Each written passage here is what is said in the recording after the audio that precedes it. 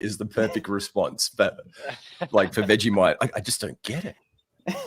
It's great. Just, Kingy, I tried it and like what you like, but I'm not the thing I would have picked to become a national hit. What's So, the American spread of choice? What's the American breakfast spread of choice for context? Oh, I think you underestimate how egotistical we are. We just assume that everything we have, you all have. We don't know what we have that's different. I don't know. Do you guys do cream cheese? Do you guys do peanut butter? What? I have no idea. Not really We don't cream call cheese. it. We do cream cheese, like Philadelphia cream cheese spread. But you know the cheese in a jar, Kingy and Skiddy. Yeah. You know the yellow one, like the Kraft. We just call it cheese spread here. So I don't- cream cheese, we like Philadelphia is like when you're being lazy, but we have like good cream cheese. Like you can go to like a deli or something. Yeah, we don't have that, I don't think. No, And I'm nosh- not you that can nosh fancy. on a bagel. I'm more just like, just give me Vegemite and me butter on me toast, and I'm on my way. That's me done. I don't need this all the fancy stuff. No, just Yeah, you don't even Bam. want something that tastes good. You just go with the best. hey, you do not insult our national treasure, all right? Oh, absolutely. Hey, everyone. Welcome. We should actually greet people to a non-condiments podcast. Although we advocate for condiments quite frequently. Welcome to the Insight NBA show. This is Heat Check. Two very good friends of the show. With us today, we've got Alex Reclean. Love you, Alex. Thanks for jumping on. I know it's your afternoon there, so always appreciate you finishing your Friday with us. And co-host of pretty much every single FBI basketball international show in the world. He is a legend, one Mr. Adam King, who we do the trade show, which we call the Fun Show on Thursday nights. Live. Yeah. How you doing, Kingy? Yeah, very good. Yeah, I feel like I've been on so many shows the last week, which is good. It's good to be talking about fantasy basketball. It means I have to do zero research when I'm going into the next show because I know exactly what we're talking about. Good to be on here with Alex. The last time I saw Alex was in Boston. Yeah. So Can I just remind one of our many wins? Yes, it was a 50-point win. Was this what you ended up in? Like in the is this the train story one, Kingy? Yep. No.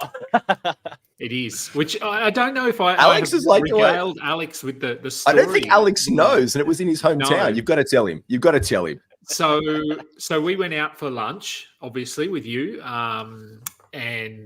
which was awesome. Food was great, obviously.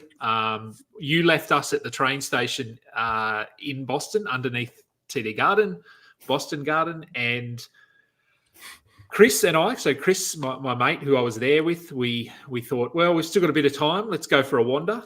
We wandered about 50 meters, 100 meters out of the station. And I thought, I think I need to go to the toilet quite badly. And so I went, look, let's just stay here. I need to go and find a bathroom. So we did. We found a bathroom in the train station underneath. And I spent a good half an hour in there. It was not enjoyable.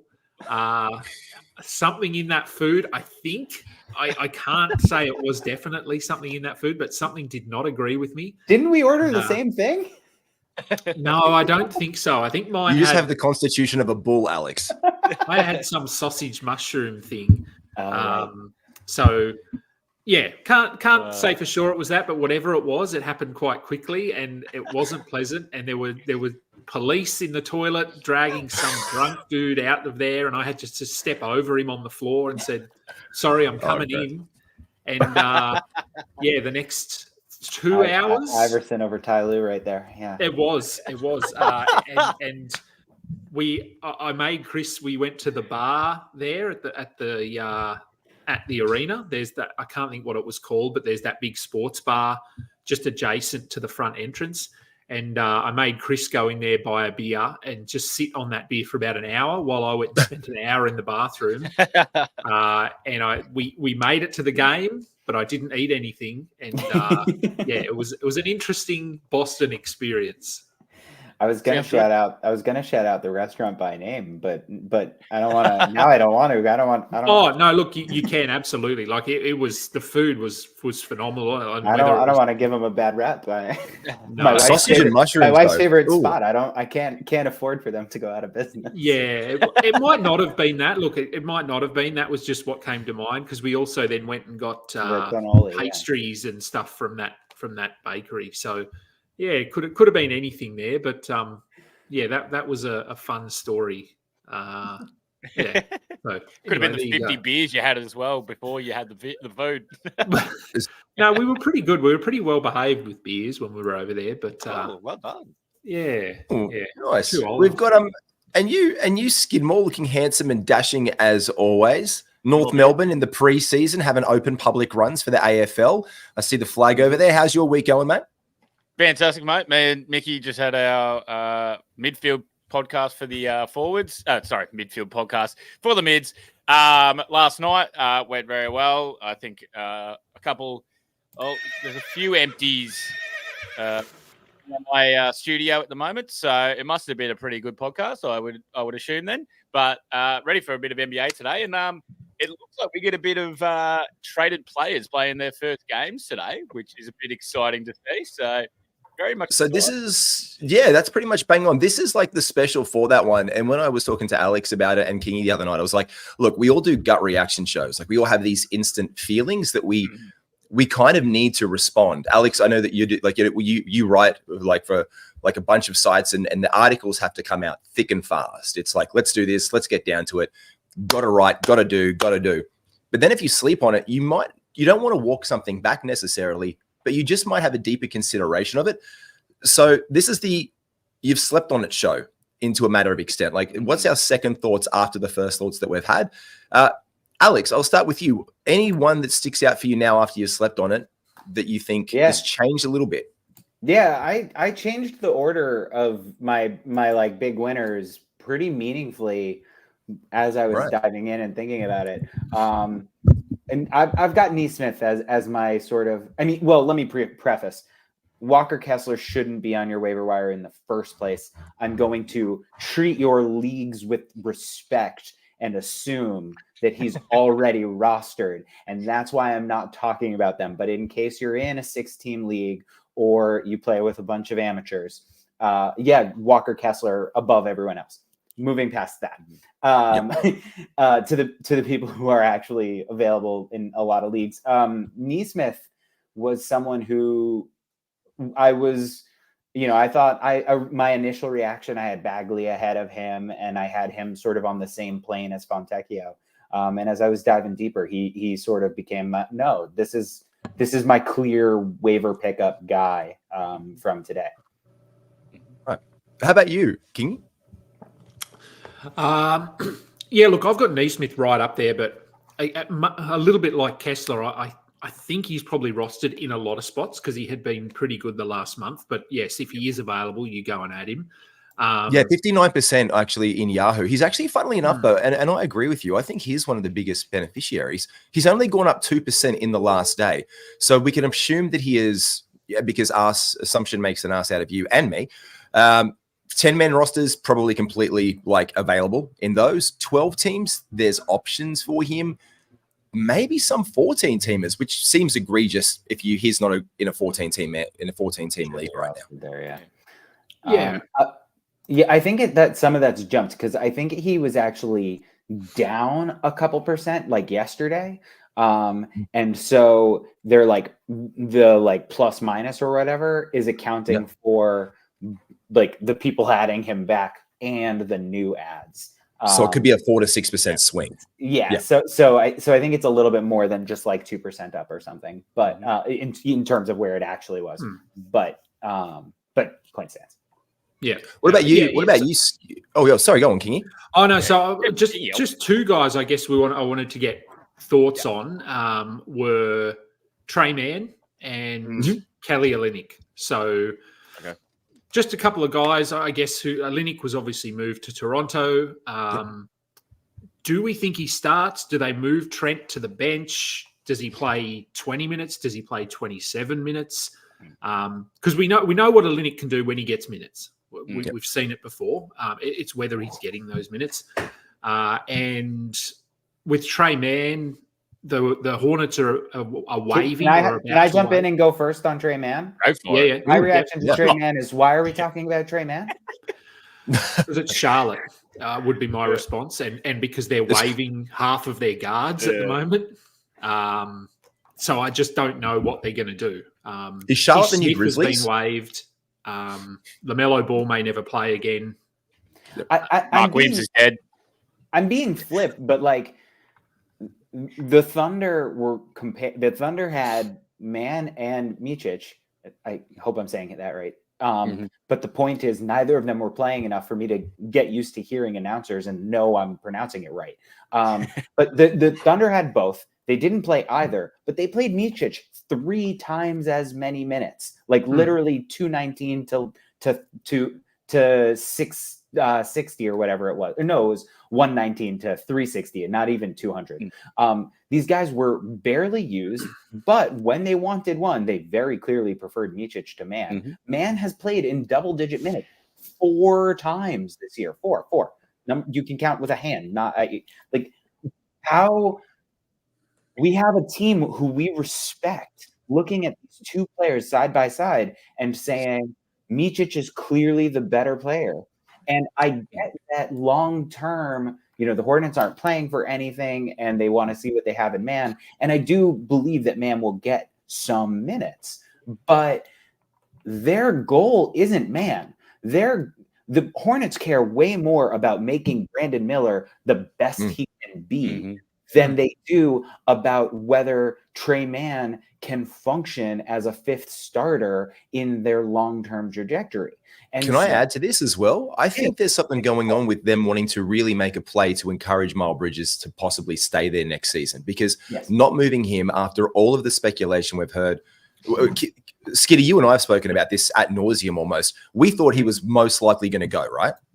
Yeah, absolutely. But then again, I also heard those reports out of Phoenix that if Suns got Miles Bridges, then half of their season ticket holders were going to like boycott their tickets and be like, no, we're not.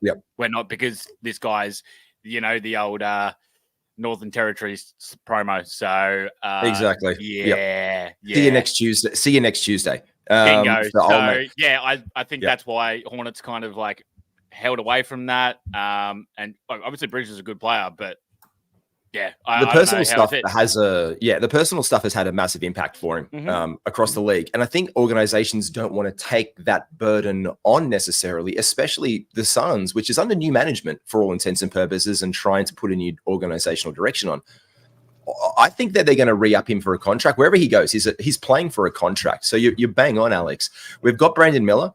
He is the future there right now, especially without LaMelo Ball playing. So Charlotte really want to encourage his development as much as possible. Mark Williams is dead. So they're fine to roll out Nick Richards. I really liked him. Me too. All right. Shout out to Joshy Lloyd before. I saw a really interesting tweet because I hadn't seen the news reports for that day. And he mentioned about that it was something about Gordon Hayward for the trade deadline. He's gone over and he was like, he can come back any day. He can come back any day. The Thunder get him and be like, look, you're sitting for 2 weeks, mate. I'm sorry, you're not good to go yet. So it just shows you that the medical staff in Charlotte does seem very incompetent. Oh, yeah. By a long way. No shock there. I was the exact same as you, though, Alex. Like with Trey Mann, I was kind of like, why is everyone so excited about him? Like, we've seen him in OKC when they were shit, and he was, getting a shitload of the ball and everything like that. And I thought about it. I'm like, what else does he really do besides shoot threes and shoot shots? Like, is he much of a passer? Like, kind of, not really, but he doesn't do much else. But how would we know? Why would the Hornets? How do we know in 119 minutes? Because he's done it but we said in like summer league and like years before when we've seen him being an end of season waiver wire god. He's the guy who comes in for like 1 week and is scoring 27 points a game, getting you 2 steals, getting you 4 threes a game, and everyone's trying to take Trey Mann for the OKC back-to-backs. Yep. Like in way, like that's who he's been. Thing of it is like, why would they be putting the ball in Trey Mann's hands? We don't want to see that. It's going to be Bridges. He is the main guy on the team at that point. And then they have their number 2 overall pick, who has been playing extremely well as of late, in Brandon Miller. So they're just going to keep going with him. I don't think Trey Mann's going to get enough of it. And Micic is a better facilitator. So why would you not roll him out there? Because they do not have a point guard. You can't keep rolling out Ish Smith every single game. So, yep, I'm with you on that as well. So we're thinking Micic is the pickup now instead of Trey Mann. Everyone's, I guess, initial it's still not thoughts great. were, I think it's still not great, but you'd rate him there. If you're looking at the pieces they've acquired, Kingy, who would you put 1 or 2 there? Would you go Mann or would you go Micic? Man, I still think they're going to play man. I know I can see exactly what you're saying, and I completely agree. But given it's Charlotte, for me, what they do doesn't make sense. That's part of it for me, is that it's Charlotte. Fair. If this was a team that was competent, I would say no.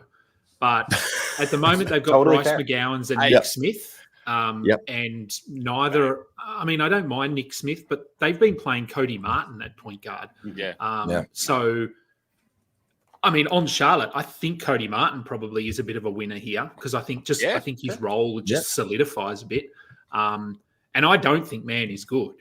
So don't get me wrong. I just thought take a flyer, see what happens. But there would be guys that I'd be taking ahead of him. But I still think that they're just going to roll him out a little bit and see what they've got. But he's not a long-term option for them or anything like that. So to be clear, I feel like I just don't know. I'm not anti Trey Mann. I'm just looking at the puzzle. I feel like I don't know what Trey Mann is. And whoever we're talking about adding, I think we're only talking about deeper settings. Like there are better pickups after yesterday than these guys or I'm not an Olynyk guy, but to Adam's other question, Olynyk, I'd rather Olynyk than any of these guys in a vacuum. I mean, positionally, you might not want that, but and if you're going Olynyk, then it's definitely Olynyk, because I know that he's not a favorite of yours. So I picked him up in a couple of leagues, but it was also part of it was that I need a center. So I just need someone with center eligibility. I'm just going to show my breakfast quickly. I was going to ask you about it. I it. don't want to eat it. And we do want to see that. So it's an iced Vovo hot cross bun. Oh, what is that's Baker's? Is that a Baker's Delight special? No, is that a Baker's Delight? Coles. That's Coles. Yeah. So it's pink. If you can see it, it's actually pink. The bread is pink. Oh, elite. And so for Alex, an iced Vovo is a biscuit that we can get here. And it has, what does it have on top? It has coconut. It's coconut. Jam. It's got like a jam, it's like a pink icing with a imagine a skunk, if you will, as a biscuit, but instead of where it's black, it's pink, and where it's white, it's jam. Yeah, and then coconut on top. You're not really selling. And they turn them into hot cross buns for some reason, and they're actually not too bad. Sort of like, it's almost like an Australian Hamantaschen. Yeah. Any of you Jewish? No. I mean from the waist down. I'm not either. That's a lie. I'm lying. But I am having a Cinnabon, which I think I think Alex understands the word Cinnabon. So there we go. That's what do you want? You're on purely on the coffee, Skiddy. Oh yeah. I just drink coffees. Yeah. Just keep drinking coffees, and then I'll have some lunch later on. She'll be right. We've got 2 questions before we go through. I'm going to rank, according to popular belief, we're going to rank the best trades of the trade deadline to see our second thoughts in the morning afterwards. Because Alex, in Parent Corner, you're about to teach your son how to ski this weekend. So I know you're here for a good time, not a long time. So we're going to get down to that before we jump in with Kingy to put a multi or a parlay together. Gorkum, what's up, Glory? I'm going to call him Glory, because I know that Gorkum from the Netherlands, who was with us last week, Scottie Pippen Jr. versus Trey Mann for the rest of the season. Well, you're both dealing with shithouse organizations, Gorkum, that are pretty much just rolling out lineups. I'm just going to say Scottie Pippen Jr. What was that? But that's not fair. You're dealing with a shit organization and a organization that got struck by lightning after it got mauled by a polar bear and a regular bear on the same day. Okay, so a disaster organization and a shit organization. They're both shit shows. I want the front office of, when in doubt, side with the front office of the Grizzlies. If the Grizzlies brought in Scottie Pippen Jr. and they're the one, and the Grizzlies are giving Scottie Pippen Jr. minutes, then I'm going to trust that more than I'm going to trust 100% what's happening in Charlotte. Scotty's my guy there, 100%. I also think he's got a easier path to minutes. I can also say the easier path to minutes, but that really shit me the other day when they sent him back down to the G League after he had a really, really good game. That really pissed me off. But yeah, I'd still take a flyer on Scotty just because Scotty can get those defensive stats, and I don't believe Trey Mann can. He can also get, the full point guard role, and he can pass. He can get some rebounds. Not a massive, massive scorer, but yeah, I'd probably take Pippen. And then if you're going to go scoring, then maybe you'd have to go on Trey Mann because he could probably get more threes and points. But that's me. I'd take Scotty. We've also got one from our boy Matt Carmody. Would you drop Caruso for Hill? 12-team head-to-head Yahoo points league. I think in a points league, yeah, probably. Kingy, who would you looking at points, there more? Oh, yeah. Points league, yeah, I think so. Yeah, buddy. Caruso is not a points league guy. Healed is basically just a points league guy. So, and Healed is actually playing today. So. Yes. Yep. Named starting 100%. Lineup. Wow, buddy Healed in Philly. Jeez, keen to see how that's going to work. Yeah, I'm really. Hello, just a motorbike nearby. Nothing to do or see here. Lovely. You're the same way. Everyone's in alignment. The Buddy Hield on that one is the number one option for it. Point, yeah. And that does come to, I guess, the hot guys of the trade deadline. According to Yahoo, we've got the list on here. So let's have a bit of a look at the hot guys from the trade deadline. Pull over by this hot guy and let me out. Indeed, the most Spencer Dinwiddie? Spencer Dinwiddie in the buyout market. Jesus, is LeBron James whispering? I thought we were talking about last time we got into the physical attractiveness of players. Sorry, I thought that's what you meant by hot guy. It is. Just watch. Everyone, just put your attention on Skiddy for one moment. Kelly Oubre. Oh, make me melt. Jeez. What a good looking man that is. So wait a minute. Rick Lean's hottest guy is Spencer Dinwiddie. His is Kelly Oubre. Who do you think is the hottest NBA player, Adam Key? Leave it with me. Leave it with me, and I'll get back to you. It could be Joe Ingles. Joe Ingles, maybe. Oh, great call. Great call. Oh, Jesus. He just looks like the guy that might live down the road from me. So 100%. G'day, Joey. Hey, mate. He's a legend. Oh, Jesus, Mother Mary. So, number one there, where Buddy Hield was off for Marcus Morris and Furkan Korkmaz, and 3 second-round picks. I don't know why. Can I just be honest? We've heard that the asking price for Buddy Hield was at least a couple first-rounders or a first-rounder and some change for a while there. Well, we all just kind of curious to see that this was the trade that was made for Buddy Hield. Here, let me just give you 3 second-round picks. It's like just finding 5 cents on the ground and throwing it back on the ground. Was this a really cheap price there, Alex? So yes, but Bojan also went for less than we expected. 100%. So I think what's happening is, Bobby Marks has been hammering on 9 teams have some absurd percentage of picks going forward. And I think that weird concentration of assets means that if those teams aren't interested in a player, then there's almost two markets.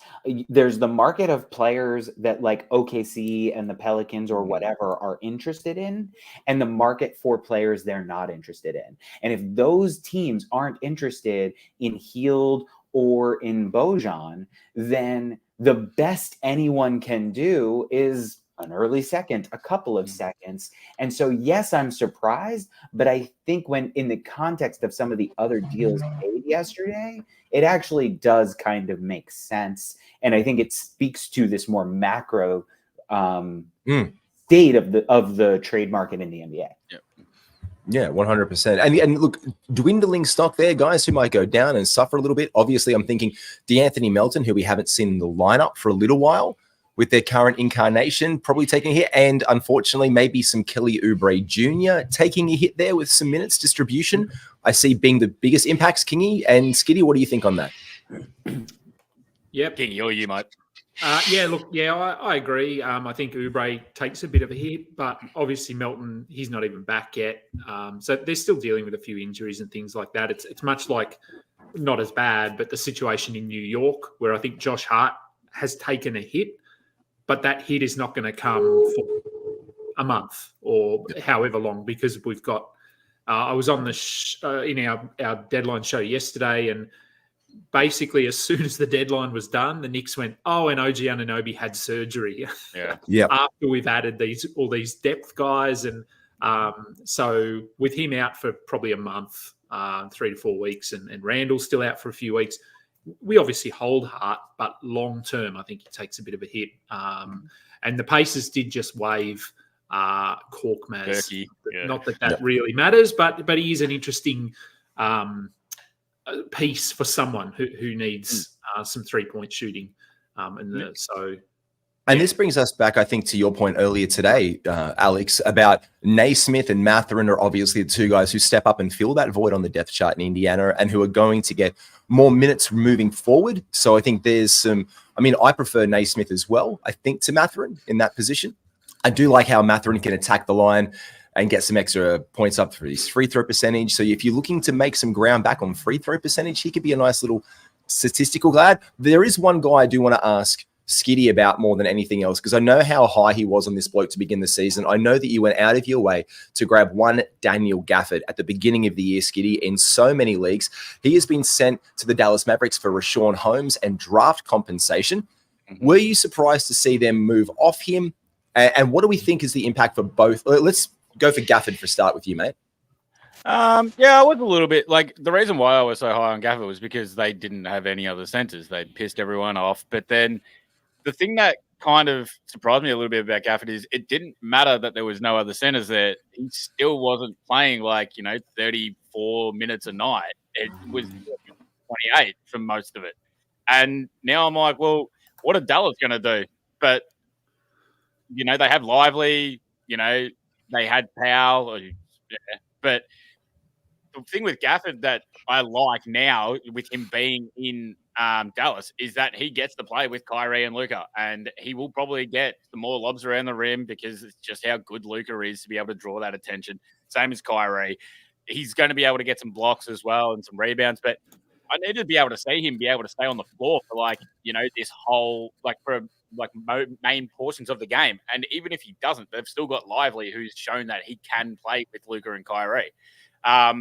So I'm kind of just wanting to see how this Dallas Mavericks lineup is going to work, because, how many times last year did Gafford go to the bloody back and get his ankle fixed up, or his knee fixed up, or his back fixed up, or his head fixed up, or his arm fixed up? It was always something else. So I like it, but also can Gafford get those play a full game, play those extra minutes? And with Libby there, they've still got the fallback on it. So yeah, I'm not 100% on Gafford. I like Bagley more now. I know he doesn't do a heap, but in Washington, they're not going to be rolling out Rashawn Holmes and being confident with that. Bagley's, he can still get you some boards, some points, high field goal percentage, shit free throws, but I feel more confident with Bagley now than I do with Gafford. And I think Lively is currently in IR as well. He's got a broken nose, so he is a little bit out. So I think there is a nice little short term just to see how that works together here. Would you guys agree that the real winner here by default becomes Marvin Bagley, Alex? Yes, but with an asterisk. Talking about points versus category leagues, his stat profile for category leagues is limited. He doesn't get any defense. He doesn't get any assists really, and he doesn't get any threes. And based on just his history, I have a hard time imagining that even though the Wizards only have 2 people taller than 6'9", and he's one of them, and he's probably going to start, I still have a hard time imagining they're going to give him more than 28 minutes a game. And we're talking about Marvin Bagley. We're talking about a recent number 2 pick who have multiple teams have already given up on. Are we really going to be surprised if he loses the starting job? Even though, yes, he's been good for, 7 games, whatever it is. So I do think he's the big winner of this trade. I have him as a pickup, but I do have Holmes as a pickup. And if you came back from April and told me that actually Holmes took the starting job from him, I'm not going to be surprised. I'll be like, yeah, okay, I see that. It's not what I'm expecting, but we got careful not to say that like this isn't a slam dunk year. This is still Marvin Bagley. Because he was a fantasy darling, and there was a lot of drafts at the beginning of the year before we heard that Derek Lively was going to be the starter and all this positive talk about him. Kind of Rashawn Holmes was popping up on radars as a potential, late round flyer you want to pick up on and see what he can do and work out. So it kind of returns him to similar relevance. Yeah. In relevance, let's talk relevance for the title this year. The Knicks they're all in. The Knicks are pushing for this on the return of OG Anunoby in 3 weeks, Julius Randle coming back, Mitch Robinson all coming back. They got Bojan Bogdanovic in this team. They're a really good side. Kingy, I'm curious, though, on the thoughts of a not-so-great team, the Detroit Pistons. What are we thinking for Asar Thompson and Quentin Grimes, a 3-and-D prototypical player that did show out towards the end of last season in New York, hasn't been consistent in his minutes this year in New York? What do we think the rest of season outlook is for those guys in Detroit?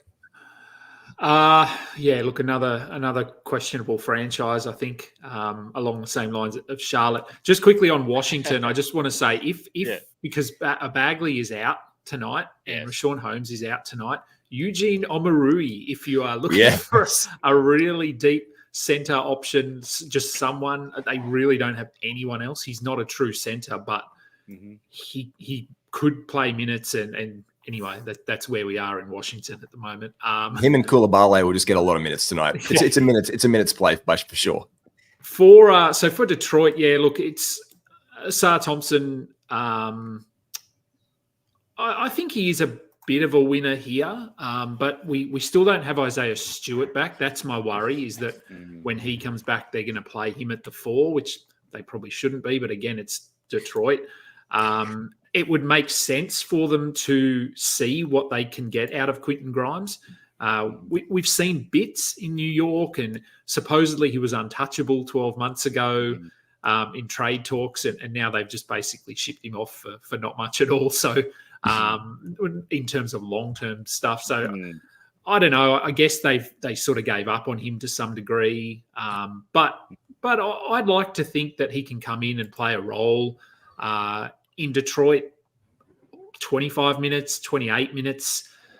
The worry here is that we've seen him in a role similar to that in New York, and he hasn't really made the most of it. So I'm not confident.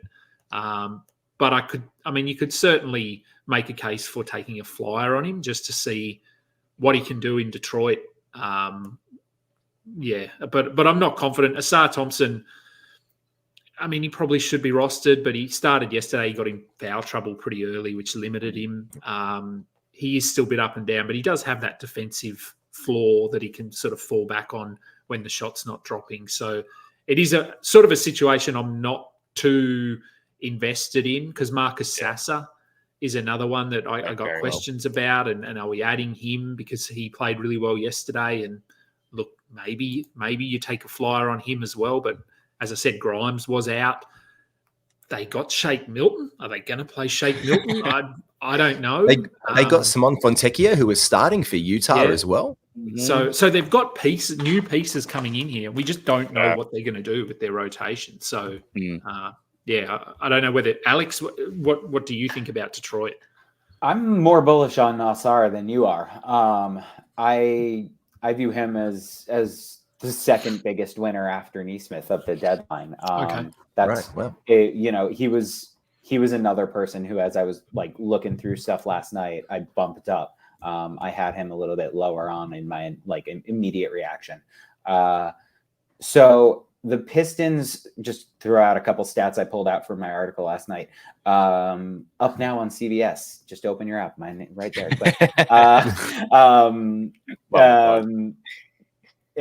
Pistons sent between cuts and trades. They have shed 3,548 minutes of players. That is 29% of their rotation.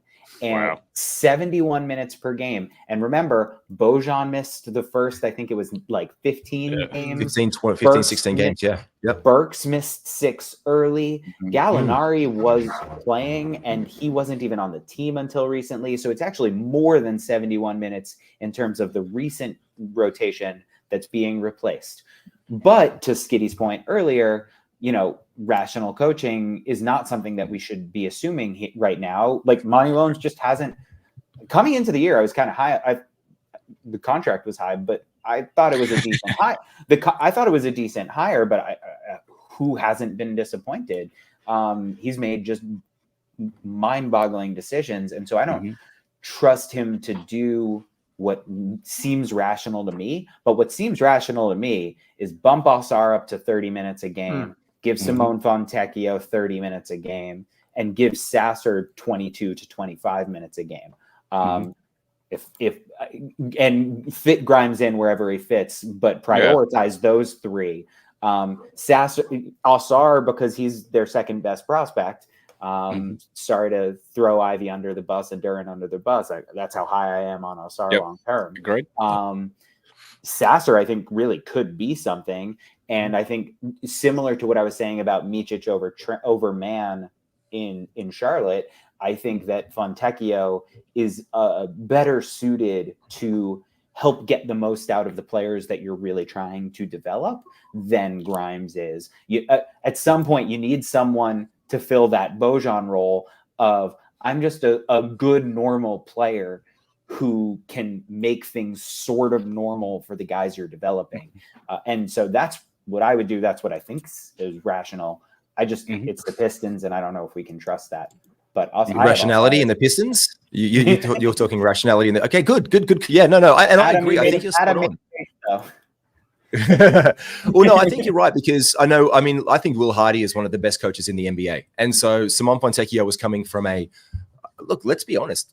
Will Hardy could be coach of the year in my mind. I think he's doing a brilliant job with the Utah Jazz. I won't say he'll win it. But I'm just saying with what he has and the pieces that Will Hardy does, the discipline which he runs, the support that he gives to his players, the things that you've seen him do with the likes of a Colin Sexton in the world, to be like, you know what? I know your reputation. I don't give a fuck about it. I want you to be the best player you can be for this Utah Jazz organization, and we're going to do this. And for him to step up like that's the kind of organization that Will Hardy runs. So to see Simone Fontecchio go with that discipline and that good coaching, he needs to go. But also talking about needs to go, I know, Alex, that it's just over. You've given us an extra 10 minutes because I know that you were off to teach the young men skiing for the weekend, my man. So I am going to, because we're about to do our parlay. We're about to do our multi-game parlay. I think we'll preview that because you jumped in for the trade chat. So Alex, thank you so much for joining us as always. Thanks for having me. It was great to be here. Lovely to see all your smiling faces. Have a good night, everybody. Appreciate you, Alex. Hey, thanks, mate. Take care, my guy. Thank you so much to Alex Reclean. He's what a legend. He's absolute bloody legend, isn't he? That says new trio, but it doesn't work. So I don't know what's going on. Hey, one thing I was just looking over when I was looking over this morning, I didn't realize that Charlotte waived Ish Smith. And now I really, really want him to get on a team that he hasn't already played for because he's already been on 15 different teams. Get him to 16. I don't know. I can't remember exactly every single team that he played for, but someone that Ish Smith has not played on, please sign Ish Smith and get that man to 16 teams. We could just do that for the rest. I'm just going to leave that in the background for now. I don't know why the trio's not doing that. Can we just get who's got the most jerseys in their wardrobe? Kingy? I think we spoke about this weeks ago, like earlier this season. Who was the guy like Jeff Green that was traded the most and had the most jerseys in their locker? It's Ish Smith, is it? Yeah, Ish Smith has I think it's Ish Smith. Yeah, I think Jeff Green has a few, but I think he's got 11. Yeah, I'm pretty sure it'll be Ish Smith. Yeah. Ish Smith let's do it. Clear. Let's do it. Let's do the game preview of the day. Let's get down to our parlays. Let's get some money in the bank. He's heating up. Look, we need you to save us this week. Isn't that right, Skiddy? Some blokes just keep on leaving us. We put together and I'm also thinking we do it differently. Like we do a few little same game multis to get the return. Like in each game, we do like a 2 or 3 a leg kind of thing. And then we put it all together for a mega leg. Like a mega leg. Right. So let's start off with the game of the day is looking at the rosters and that we've got, Kingy. We're going to start off here and just look at what we can and for our lineups and obviously the best streaming options for the day in the wake of the trade deadline, who's playing and who's not. We've got Atlanta and Philadelphia. And the big one here is DeAnthony Melton is still out. Joel Embiid is out for a long, long time. Roko's out. Batuma's out. But Buddy Hield is in for Philadelphia. He is, yeah. So I think just given their outs, Kelly Oubre and because Maxey, I think, is questionable. He's questionable, yep. I want to say. So if he's out, if he's out, we've got Tobias Harris could score 50, Oubre could score 30, Buddy Hield I like that. could score 30. Mo Bamba, Paul Reed are the other sort of names there, I suppose, we're looking at, but neither of them are going to be high volume scorers. So, I think there's probably a points, like someone's going to score a lot of points for Philly. Yep. And it's who do they play? Sorry, did you say? Atlanta. Atlanta. So there's going to be a lot of points. There's going to be no defense. Correct. Yeah, look, I think Oubre Hield. I don't know, just because it's his first game on a new team. He'll obviously be looking to shoot, but he may just not be as aggressive as he usually would be, given he's not. I don't know. He's not as comfortable in the offense and that sort of thing. Whereas Oubre doesn't care. So Oubre, I don't know. Can you go over for the amount of shots? I can't say. I wish. I wish. Michael Porter Jr. to be in my multi every single day. shooting. Oubre over 20 or something. I don't know. Yeah, I've got one that I like. I've got actually for two made threes, Tobias Harris at $2.12. Okay, interesting. I'm going in a complete different opposite direction from my research that I have done. Philly, in their last 8 games, are 7-1, right? They only beat the Utah Jazz, and that was when Tyrese Maxey scored 51 after being named an All-Star. Maxey is now currently sick, so he may, if he does play, he may not be, the full Tyrese Maxey. In those last 8 games, they lost to the Nuggets by 6. Their other margins of losing was 23 to the Warriors, 16 to the Mavericks, 15 to the Nets, 12 to the Warriors, 26 to the Blazers, and 12 to the Pacers, which means I am taking Atlanta for a big win, which is 11 points or more, and I'm putting that in.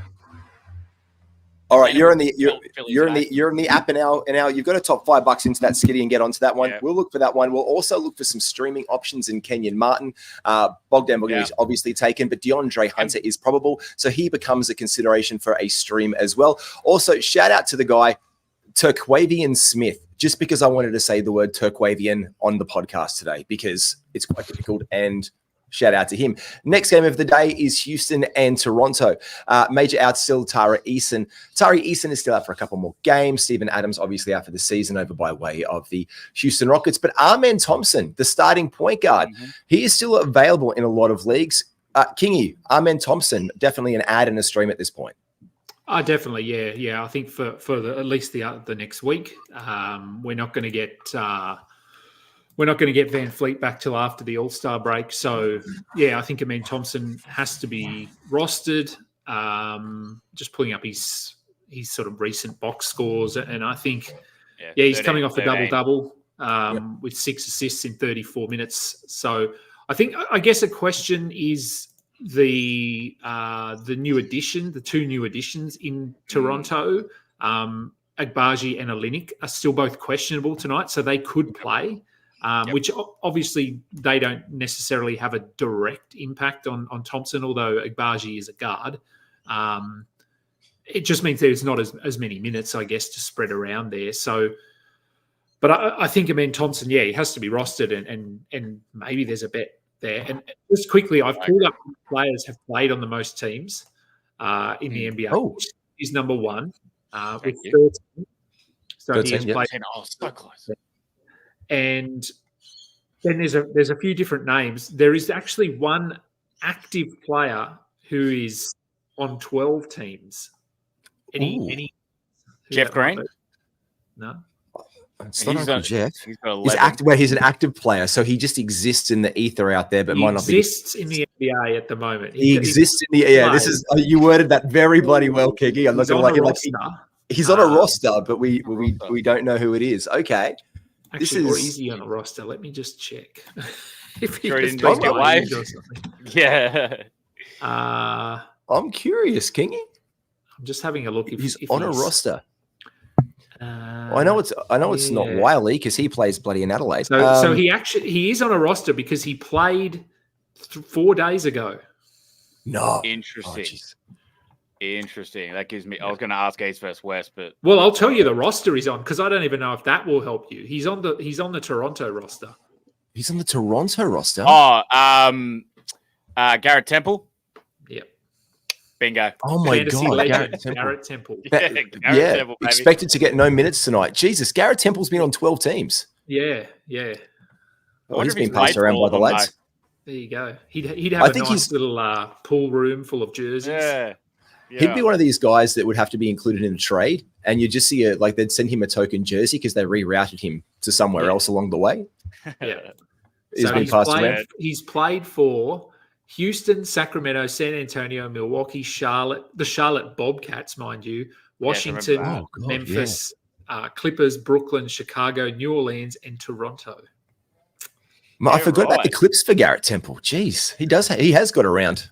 Yeah. So if you've Just got play- money to burn and you're looking for a new hobby, see if you can get all 12 Garrett Temple NBA jerseys.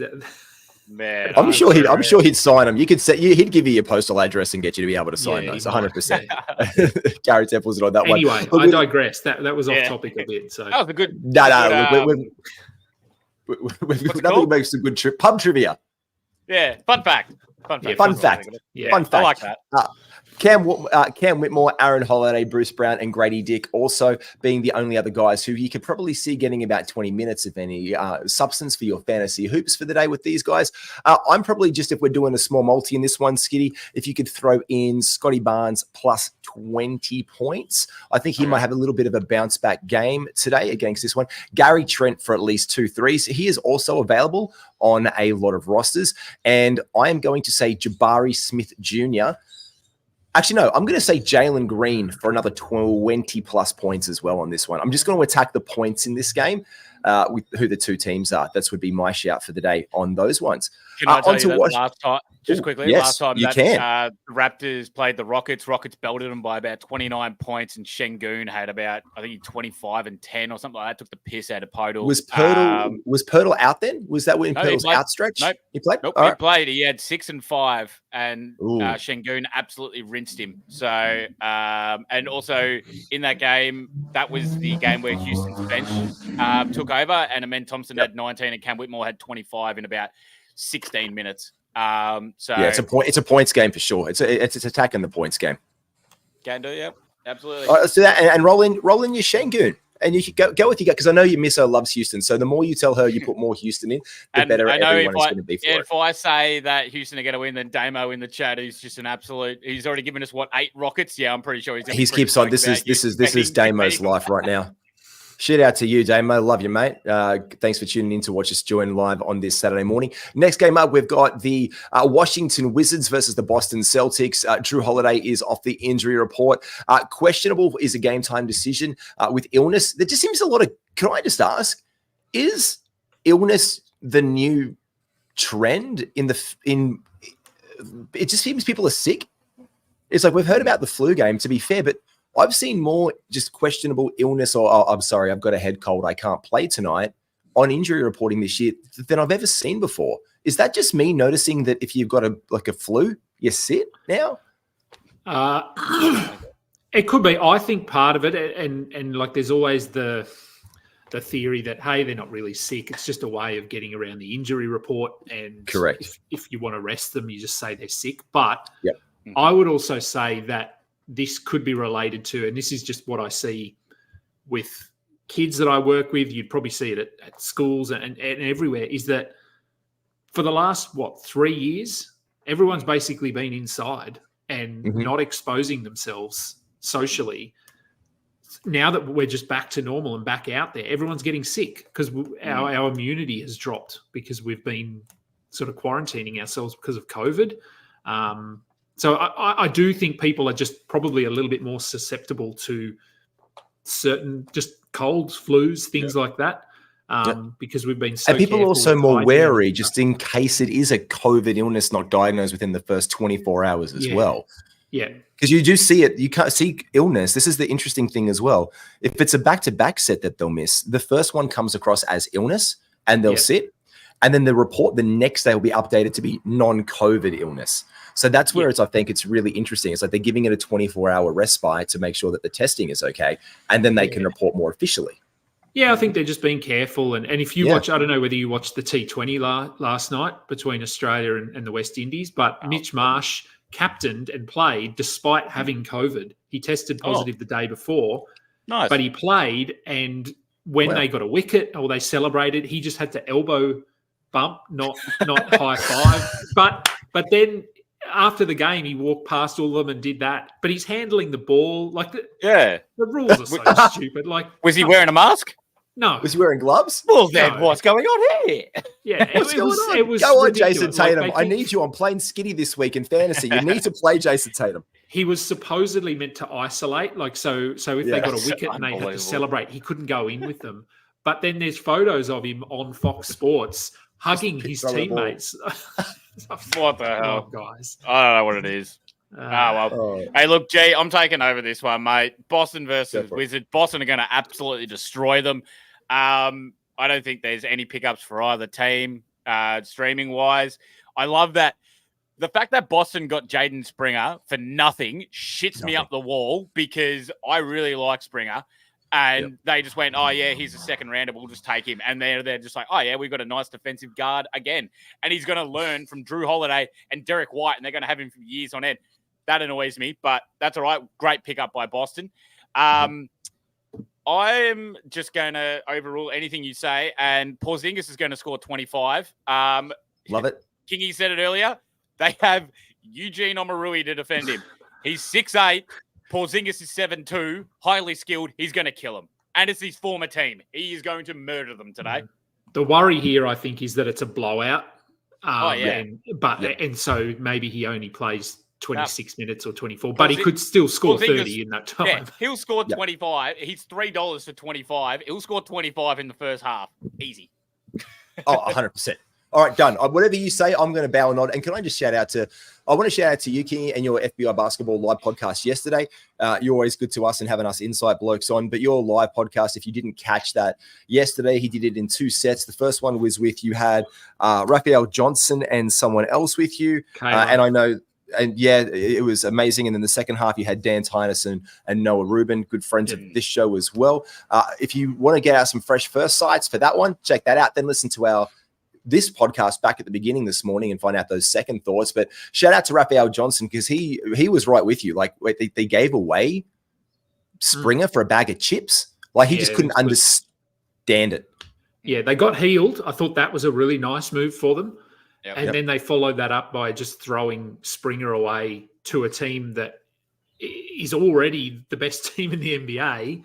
And they've got this guy who 48 hours before that had started for Philly and had a decent game.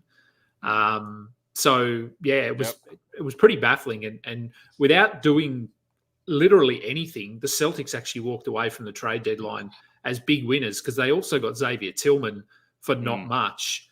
And we saw him in the playoffs last year for Memphis. He held his own. Like he's not a game breaker or anything, but he's a solid player. So the Celtics just got better.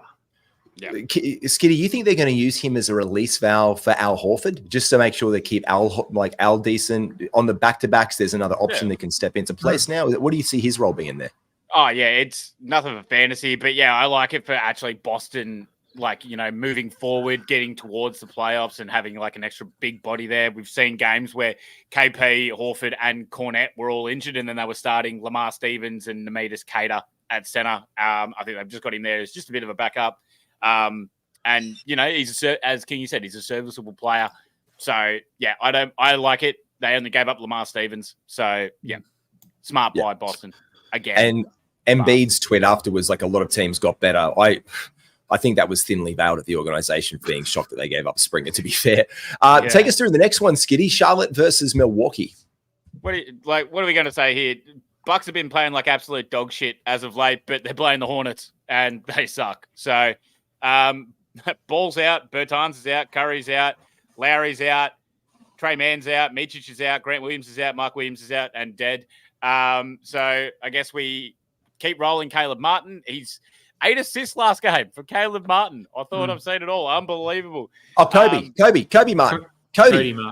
Cody Martin. Kobe. There's a lot of Martins in there's a lot of Mighty Martins in the league. My bad. And then they're still starting Leaky Black. No thanks, but good on Leaky. I want the Hornets to be back playing well again for one reason and one reason only, because I love how excited their commentator gets. He is a legend, and it's so bad watching a Hornets game where you want to see the commentator get up and about, and he's just there like, oh, and the Hornets lose again. You're like, oh, that's a shame. But this should be the game that the Bucks bounce back in. They've been horrible under Doc Rivers so far. So I think Giannis is just going to have a big game.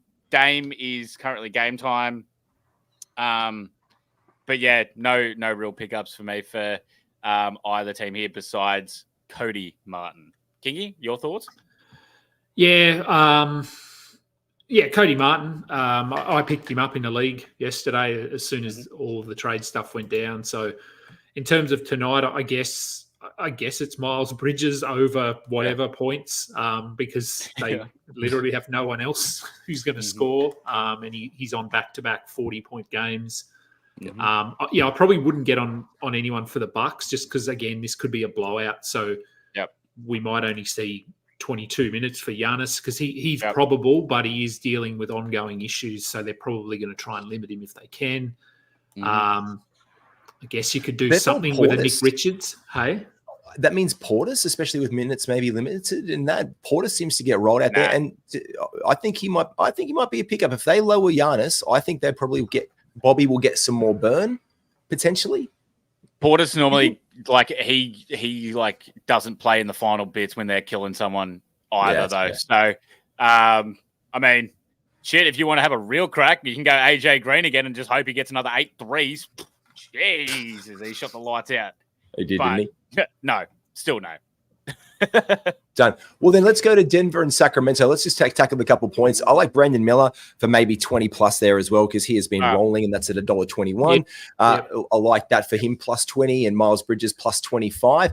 And then we can see and probably avoid most of the others, as you said, Kingy, with it being a potential blowout. Denver and Sacramento. Denver on the back-to-back after a win over the Lakers. Tough game yesterday, especially with D'Angelo Russell out. More competitive Lakers basketball. Denver gets the win again. They just can always put it together with 5 minutes to go. And if they're up by 2 or down by 4, I just never think they're going to lose a basketball game. They're solid as. Denver versus Sacramento tonight. Murray is probable, Porter Jr. is probable, and KCP is questionable. Where are we leading here? I mean, it was a great game last night. Jamal Murray obviously didn't get the memo that the Lakers had to win for the Kobe statue unveiling because that last minute where he scored those 5 points, just, mate, those step-back threes, he was cash. So, this is a tough one because normally I'd take Denver, but seeing as it is on a back-to-back and they are going from LA down to Sac, I'd normally give a little bit, kind of the way of the back-to-back team to go against. But Kings have been pretty dismal as of late. Fox really needs to step up his game. Herter now back in the starting lineup. Murray's been shocking. I'm just keen to see this Jokic versus Sabonis matchup, but I'm not touching any bets. And I actually don't think there's many pickups. Duarte's out, so, I mean, you'd assume maybe a little bit more minutes for Herter. And then I guess Peyton Watson, if he's still around with KCP, maybe returning, but probably not, then you can still go on Watson, but he'd probably already be picked up for the back-to-back. There's no point in just picking him up on the one, but that's me. What about you, Kingy? Look, it's a tough one. I think Sacramento are probably going to come out with a bit of chip on their shoulder because they've lost a couple. As you said, Denver on a back-to-back. This is sort of I don't know. To me, Sacramento still have to prove themselves, despite the fact they made the playoffs and they've improved. They still, I don't think they're a team that people believe can contend. I'd consider Fox over like 20 or something, just because he's had 2 bad games. He's had a 12-point game and a 19-point game, and he averages like 20. I don't know. I want to say 26 or something, 27. So I just feel like he might come out with a little bit to prove here. So maybe you go Fox over a certain amount of, I don't know how 25? many work, but over 25. Yeah, I kind of like that because he does love a moment, and he does find his moments to generally bounce back as well. Like he loves a big game. He loves to do it for the crowd. It's a home game in Sacramento. You're right. They've been on a bit of a skid lately. This is a time you can on the back-to-back where they might be tighter, obviously, than usual, that he could probably put a bit of a burn on. And yeah, with these other guys in the lineup being questionable, like, probable as Jamal Murray, well, if he does sit, he's going up against Reggie Jackson. So I think there's some more burn there for Fox. Looking at it, really like it, Kingy. Fox actually averages 27.5 versus the Nuggets. So I like that pick. Good shout, Kingy. Yeah, I don't know. I just knowing Fox and he just seems like the guy who sort of, it's his team, or both he and Sabonis. And I wouldn't touch Sabonis or Jokic. I think they sort of cancel each other out tonight. Yep. But Fox, yeah. Do you want to know a quick one as well, just before we touch off? Jokic averages a triple-double against the Kings, and Sabonis averages, I think it's 18, 15, and 7. So they actually do average very well against each other, but it can be flopped and turns and everything like that. So, Also, I'm actually the one that I was more shocked by. I was actually liking Malik Monk for 15 points, for over 15 in this one. Okay, but you can't get it. But you can't get him. Okay. Yeah, right. They know that's very interesting. Like it's closer to the game time when they start to do like bench players. They normally just do the starting 5 first, then they start doing the bench players closer to tip off. Let's keep our eye on that one because I do like Malik Monk to put a bit of a burner. He also loves one of these guys to have a bit of a shine. Let's look for him closer to game time. Streams on this one, like I've just said, Malik Monk, Trey Lyles could get some more burn. We've seen Christian Braun get some more minutes for the Nuggets lately, and again, Brown. I like to call him Braun because of the shaver. I call him the Razor. Christian the Razor, the Braun. And the last game of the day is the New Orleans Pelicans on the back-to-back set for the Los Angeles Lakers, who played Denver last night, who we just spoke about. This is questionable for LeBron James and Anthony Davis because that's how they roll. And probable is D'Angelo Russell after missing last night. Jonas Valanciunas is questionable, so too is Najee Marshall. Zion Williams is doubtful, for today's game. Lakers or a Pelicans comeback game after the IST? Well, as I said, I like, going against the back-to-back teams. Lakers are on a back-to-back, but it is LA in LA. They're probably not happy about losing to the Nuggies last night. They have been playing well, but you know what? Solve the goddamn Pelicans. And that game against the Clippers was very, very impressive how they were just able to hold them the whole game. Their bench was on point. The defense was fantastic as well. I think I'm going to take the Pels here. I want to see if LeBron and AD play on that back-to-back. LeBron, it said that he had just been updated to day-to-day, so he's maybe falling. We'll see. But I think I feel confident in the Pelicans if Zion plays as well. So I think it's going to be a watch. If not, it's going to be a great game to watch. This is going to be a real high slobber locker. Pickup wise, I don't know. Pelicans just, you could go Trey Murphy, but I'm not 100% on that. Herb Jones, not sure. They kind of all cancel each other out. Dyson Daniels has been playing really, really well. Larry Nance as well. And then for the Lakers, no Vando, obviously, no Reddish. I'm never going to be that person that's going to pick up Hachimura, so no. And then D-Lane may be back today, so it kind of, cancels out the guards there. And not Christian Wood. Oh, my God. No. Even when Davis was out, God damn. Not Christian Wood. Oh, jeez. Got Jackson Hayes. Can I just say Jackson Hayes yesterday played an absolute cracker. He played an absolute cracker. His energy that he brought off the bench, that's what they brought him in for in the first place. And I thought he was actually going to be the one to help carry these guys on that offensive glass over the edge yesterday. I thought he was going to be right in there, then it reeled back. And like you said, Jamal Murray just ended up smoking them in the end when that got close. That was a Murray game. Anything you do like here, Kingy, before we wrap up today? No, look, I think if Zion's probably not going to play, that's what it's looking like. So I guess Trey Murphy sort of gets a bump here. He often plays a little bit better, but I was just going through game logs and he hasn't really stepped up in the last couple of games that Zion has missed. If Valanciunas is out, I wouldn't mind something on Nance, just because they don't really have any other sort of proven center types. And if Zion and Jonas are out, Nance, like, I don't know, over 10 rebounds or something. I wouldn't say he's going to score a lot, but he's got to get rebounds. So that would be all I'd consider. And for the Lakers, I don't know. It's not a really question that I touch too much because. No, I think Taurean Prince is the only one I'd even look at there for some streaming of some steals and threes. Maybe he's been playing better of late. So on the back-to-back, if they are going to rest it, especially if D'Angelo Russell doesn't get some burn, I see Taurean Prince stepping up to a bigger role, at least close to 30 minutes. And again, more minutes, more potential to do stuff on this court because he has been a good valve for them. And guys, you've been absolutely bloody top shelf as always. Thank you very much to Carmody, all the boys, Damo in chat, everyone. Can you tell us what you're working on and what you've got coming up this week for FBI and your things?